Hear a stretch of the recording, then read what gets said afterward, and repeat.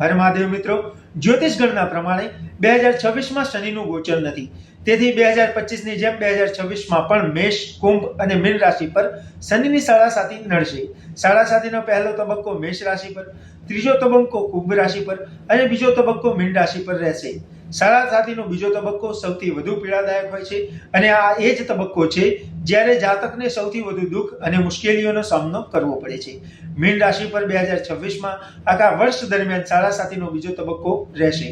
3 જૂન 2027 ના રોજ જ્યારે શનિ મીન રાશિથી મેષ રાશિમાં ગોચર કરશે ત્યારે સાડાસાતીનો આ બીજો તબક્કો મીન રાશિમાંથી મેષ રાશિ તરફ શિફ્ટ થશે। નોકરી, વ્યવસાય, કારકિર્દીની અંદર મોટા અવરોધો આવશે। શનિની સાડાસાતીનો બીજો તબક્કો તમારી નોકરી, વ્યવસાય અને કારકિર્દીમાં મોટા અવરોધો લઈને આવી શકે છે। દરેક પગલે અવરોધો ઊભા થશે।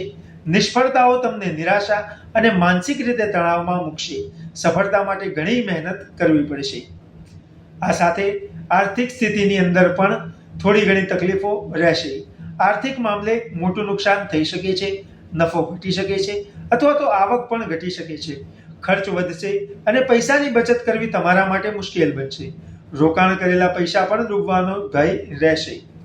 હવે તમારે સ્વાસ્થ્ય સાચવવાની ઘણી જ જરૂર છે, કારણ કે નવું વર્ષ 2026 તમારા સ્વાસ્થ્ય માટે પણ પ્રતિકૂળ દેખાઈ રહ્યું છે। તણાવ, ચિંતા, થાક અને આળસ તમારું કામ બગાડી શકે છે।